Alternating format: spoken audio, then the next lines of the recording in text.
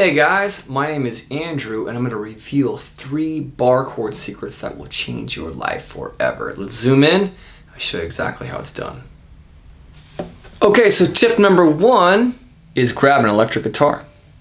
So with an electric guitar, what you have is a couple things going for you. So the first thing is the string gauge is lighter. So therefore, smaller strings means lighter gauge, easier to press down.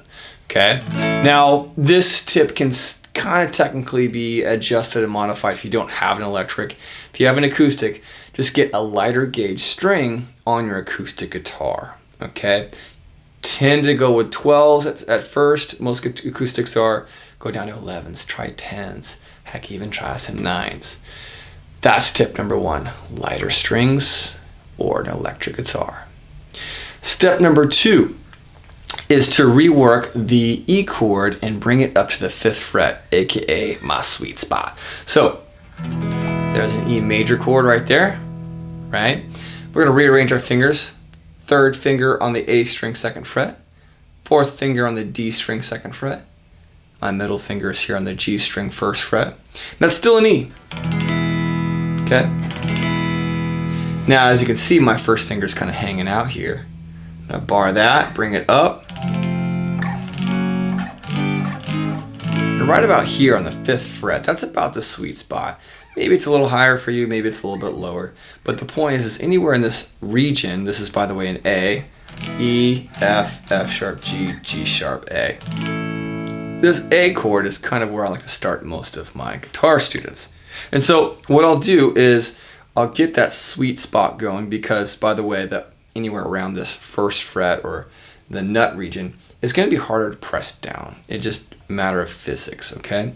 And anything above around the sweet spot area from 5th to 7th fret, the frets tend to get really crammed in here and really tight. It's even hard for me to play clean up here.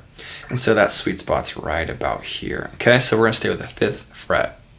Now, that leads me to step number 3. Number 3 is a weird one, but bear with me. It's called the mean lean. So let's go ahead and just kind of, go through a typical scenario of what would happen, and probably is what's happening with your bar chords. If you're trying the A right now, you're like, this isn't working. Well, here's what happens a lot. A lot of guys tend to do something like this.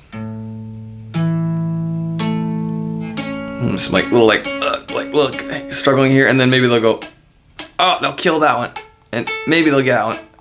But that B string tends to be a big issue. And the reason for that is because your first finger is a little inept. So I'm going to show them how to be inept. Here's a secret view to move.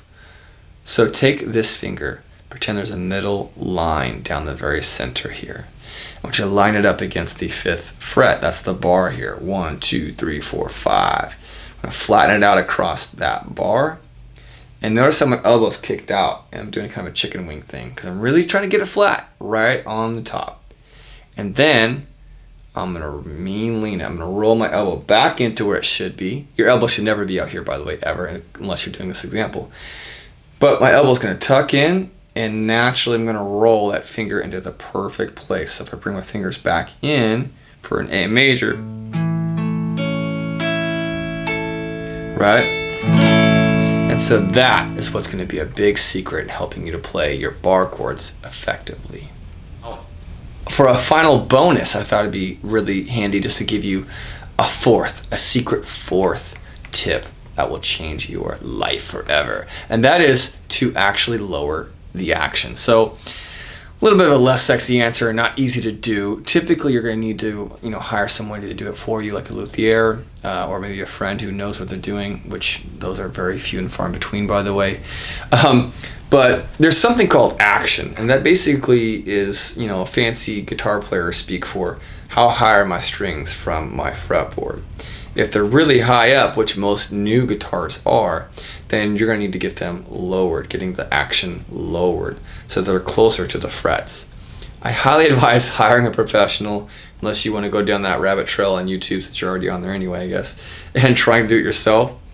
For me, I have a guy who does it, and it brings the strings from here to here on a new guitar, and all of a sudden it's night and day. It's much easier to play when the strings are already close to the fret. If they're way up high, obviously you have to press down even harder, therefore making any chord or anything you're fretting harder, especially bar chords, which is, I mean, just with that bar alone, it's going to be too hard unless you have some lower action.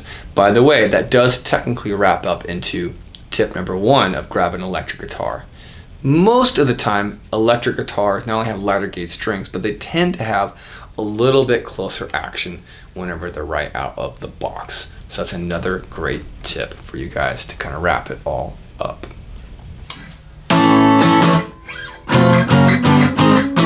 Well, I sure hope you liked that video. If you did, please like it down there with the thumbs up button. Leave a comment showing me some love if it helped you. Also share it, and please subscribe to my channel. That way I can be famous and teach more people just like you.